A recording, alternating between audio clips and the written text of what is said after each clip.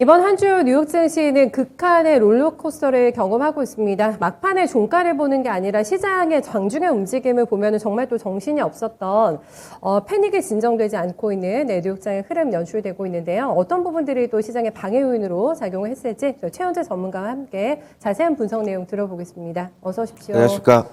FOMC를 저희가 얼마나 걱정을 많이 했습니까? 지금 블랙아웃 기간 동안에 여러 가지 예측들이 있었기 때문에 빨리 끝났으면 좋겠다. 오히려 이런 생각을 했는데 막상 또 기자회견이 끝나고 나니까 좀 찜찜한 구석이 많이 남아 있었던 것 같아요. 네, 포인트 먼저 좀 정리해 주세요. 어제 장 초반에는 상승세를 나타냈다가 금리 인상 파월이 예고를 하면서 결국에는 그 상승분을 다 반납을 했죠. 그래서 거의 롤러코스터 장세였는데 혼조세로 마감을 했습니다. 다우는 0.4% 하락, 나스닥은 강보합으로 마감을 했고요. S&P 500은 0.1% 하락했습니다. 금리 인상 예고에 은행주들이 강세를 나타냈고요. 은행주들은 대부분 한 1%대의 강세를 나타냈습니다. 그리고 버바이오 테크놀로지라고 바이오 주식인데 3% 상승했고요. 장 마감 후에 영업이익이 대폭 증가했다는 호실적을 발표했습니다. 그리고 루미나 테크놀로지라고 있죠. 라이다 기술 업체인데 9% 급등을 했습니다. 그리고 어제 필라델피아 반도체 지수는 1% 후반대의 상승세를 기록하면서 나름대로 괜찮았거든요. 반도체 장비주들이 어제 좀 강했습니다. 마이크로칩 테크놀로지가 2.5% 상승, KLA 덴코가 2.8% 상승, 테라다인이 3.7% 상승, 원세미컨덕터가 4.6% 상승, 어플라이드 머티리얼즈가 2% 상승, 램리서치도 1.5% 상승했는데 램리서치는 장마감 후에 영업이익이 대폭 증가했다는 호실적을 발표했는데도 불구하고 지금 시간에서는 5% 넘게 하락하고 있습니다. 그럼 마이크로소프트가 2.8% 상승했는데요. 지금 가이던스가 경영진 가이던스가 긍정적으로 지금 평가되고 있습니다. 미주호증권에서는 매출 가이던스가 상해를 좀 주목해봐야 된다 얘기하고 있고요. 중장기 성장세는 여전히 강력하다 얘기를 하고 있습니다. 그리고 파이퍼 샌들러 증권에서는 고점 대비 지금 약 주가 15% 하락했는데 과매도 상태다. 20% 이상 상승 여력이 있다 얘기하고 있고요. 클라우드 기업 수요가 강력하다 얘기하고 있습니다.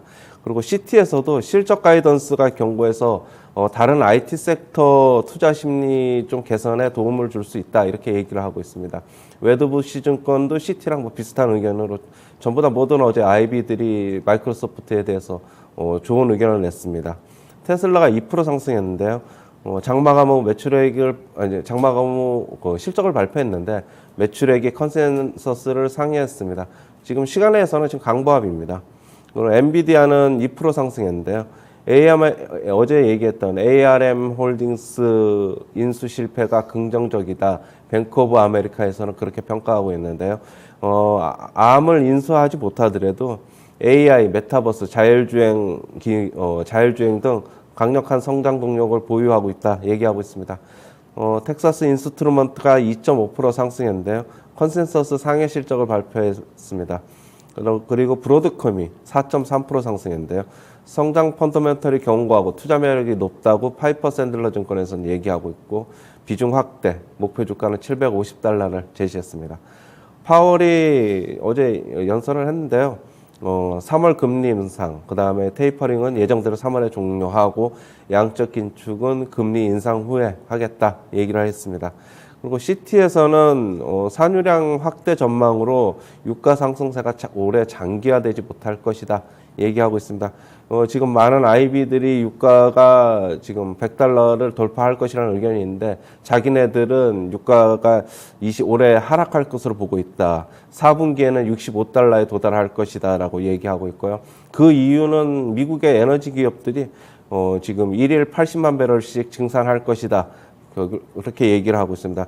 단 이제 증산이 충분히 아직까지 나타나기 전까지는 일시적으로 배럴당 $100 근처에 한번 갈 수는 있다. 이렇게 얘기를 하고 있습니다. 네.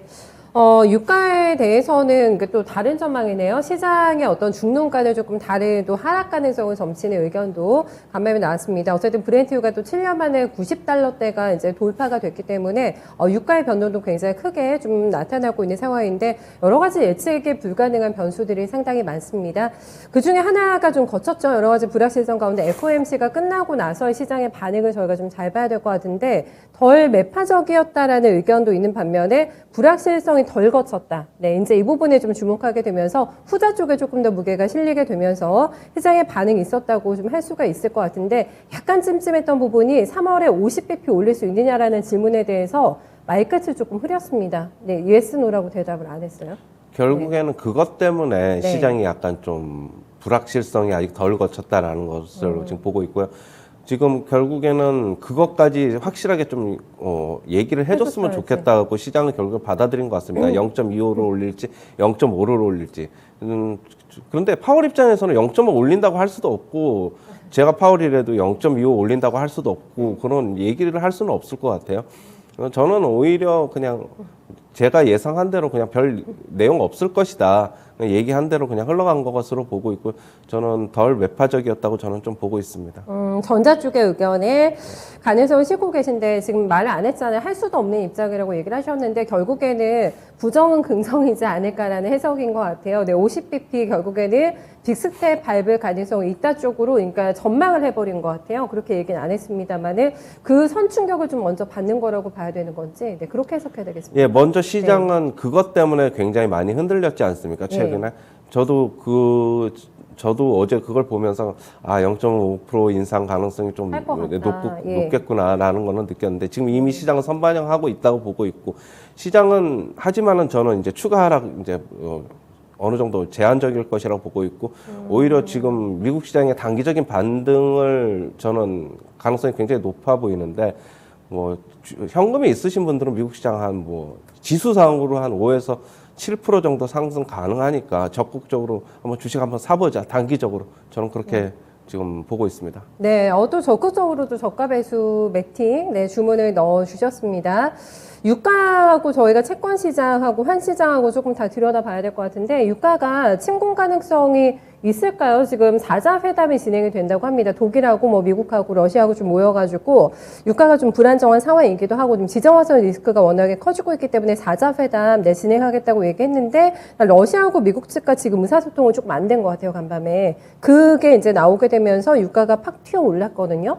네, 유가 흐름에 대해서는 어떻게 보시는지 앞에서는 또 유가 하락할 것 같다는 전망 나왔다고 하셨잖아요. CT에서 의견은 그거죠. CT. 결국에는 100달러 근처까지는 한번 갈 것인데 결국에는 연말에는 안정될 65달러 선으로 안정될 것이다. 이 의견이고요. 하방을 많이 봤어요. 65달러. 저도 마찬가지 의견입니다. CT랑. 일시적으로 브렌트 기준으로 100달러 근처까지 갈 수 있고 WTI 기준으로 제가 얘기했듯이 95달러 조금 넘을 수도 있는데 저도 결국에는 3분 그게 왜냐하면은 지금 결국에는 아랍에미레이트는 굉장히 많이 증산을 하고 싶어 하는데 지금 오페크 플러스의 합의에 걸려가지고 40만 배럴밖에 일일당 증산을 못 하고 있는데 아랍에미레이트는 9월에 그게 이제 끝나면은 바로 엄청나게 증산을 할 것입니다.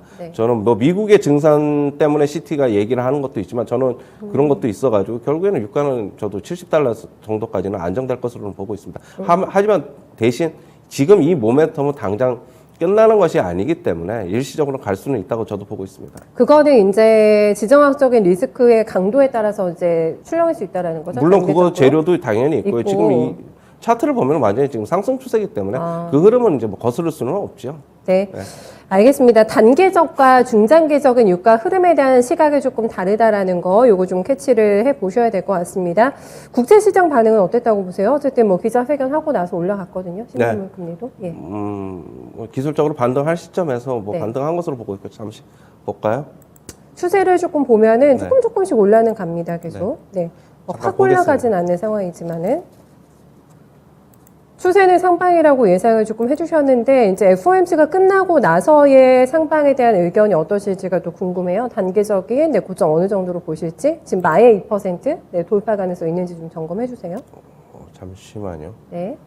차트가 지금 좀 안 열리는데 일단은 저는 유가는 10년물 금리. 10년 만기 국채 금리는 1.9 정도까지는 좀 더 올라갈 수 있다고 1.9. 보고 있고.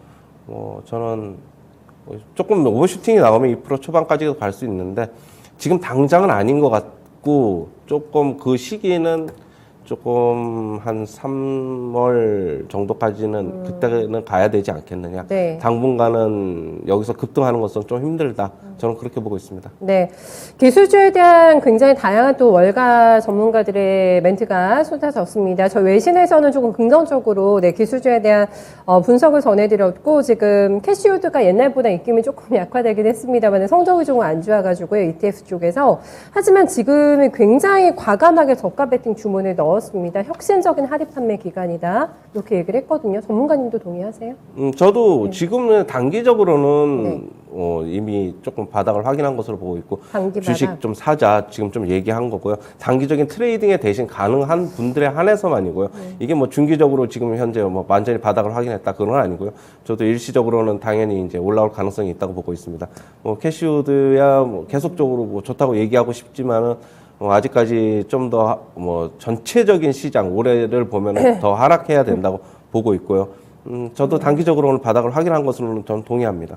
그렇다면 요거를 옛날처럼 기술주를 그냥 바이앤홀딩으로 가져가는 게 아니고요. 맞습니다. 계속 트레이딩 예, 해야 돼. 저는 지금 사자는 거는 예. 뭐 지수상으로 5에서 7% 정도 상승 가능성이 있으니까 사서 단기적인 트레이딩에 한해서 지금 사자는 거지 중장기적으로 이걸 계속 끌고 가자는 의견은 아닙니다. 아, 알겠습니다. 요게 포인트네요. 네. 이거를 매매를 잘 하셔야지만, 네, 올해는 기술주에서 수익이 날 것 같고, 그 대표 주자가 테슬라가 될 거라고 하셨어요. 절대 홀딩 하면서 가지 말자고 트레이딩 구간이라고 언급해 주셨고, 맞죠? 테슬라에 대해서? 저는 네. 테슬라에 대해서는 바이앤홀딩 그냥 아니죠? 바이앤홀드가 아니고 네. 트레이딩 지금 해야 된다. 트레이딩도 그렇게 저는 뭐 적극적으로는 좋지가 아니고 않아요? 차라리 저는 반도체 장비주들이 차라리 괜찮지 않나. 저는 그렇게 보고 있습니다. 지금 빅테크 주식들도 지금 마이크로소프트나 애플도 생각보다는 좀 덜 빠져 있어가지고 물론 한 12, 3%, 한 13, 14% 빠져 있는데 네. 다른 종목들이 워낙 많이 빠져 있으니까 차라리 낙폭과대 더 많이 빠진 종목에 좀 주목해보자. 이번에는 단기적으로는 좀 그렇게 보고 있습니다. 그러니까 애플 실적 발표 나오기 전에 사도 되겠어요, 그러면은? 괜찮겠어요? 그렇죠. 그런데 애플도? 대신 네. 이제 투자자들이 원하는 만큼의 과연 수익을 줄 수 있을지는 기대 수익률. 저는 조금 의문이다. 저는 그렇게 보고 있습니다. 알겠습니다. 지수를 초과하는 퍼포먼스는 나오지 않을 것으로 보고 있습니다. 아, 그게 포인트네요. 그렇죠. 이것도 수익 나면 빼야 된다는 관점이시죠, 그러면? 네, 다 마찬가지입니다. 시장이 많이 흔들리고 있는 상황이기 때문에 좀 짧게 방망이를 잡고 네, 대응을 하시는 게 유리할 것 같다고 합니다. 마지막으로 또 오늘 시장 코멘트 주셔야 될 게 LG 에너지 솔루션 등장을 하잖아요. 시장 분위기가 굉장히 혼란스러운데 요거 이제 들어옵니다. 네, 오늘 장 어떻게 보세요? 뭐 저는 LG 에너지 솔루션 일단 뭐 주가 뭐 어떻게 나올지는 좀 봐야 되겠는데 따상은 따상? 좀 힘들지 않을까. 힘들 좀 거라고 그렇게 보세요? 보고 있고 시장 안정될 것입니다. 너무 걱정하지 마시고 뭐 시장 그러니까 설 전에 반등하느냐 결국엔 설 이후에 반등하느냐 그거의 키포인트인데 뭐 추가적인 하락 여지 크지 않고 대신 분할 매수 관점에서 한 30% 정도는 지금 분할 매수 해도 되는데 30% 정도는 설 이후에 뭐 반등을 하는 거 보고 따라서 사도 되니까 30% 정도는 설 이후에 한번 남겨둬 보자. 그렇게 말씀드리고 싶습니다. 네, 너무 한쪽에 베팅을 해서는 조금 위험한 시장이다. 네, 반등의 포인트가 설 전이 될 것이냐, 후가 될 것이냐, 요 차이다라고 마지막에 또 긍정적인 시장에 대한 뷰 남겨주셨네요. 말씀 잘 들었습니다. 고맙습니다. 네, 감사합니다.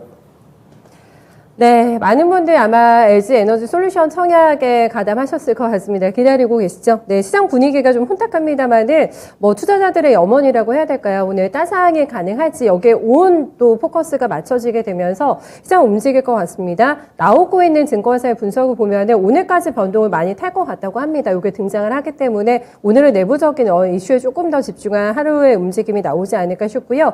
FOMC와 관련해서는 뭐 예상에 크게 빗나가는 멘트는 없었습니다. 마는 그래도 일단 뉴욕장에서의 변동이 굉장히 컸기 때문에 투자 심리가 흔들리고 있다는 점 여전히 확인이 됐습니다. 한 걸음 한 걸음 내딛기가 상당히 조심스러운 최근의 시장인데요. 오늘도 잘 또 중심 잡아가시면서 전략 세워보셔야 될 것 같네요. 저희 최현재 전문가와 함께 모닝타임즈였습니다.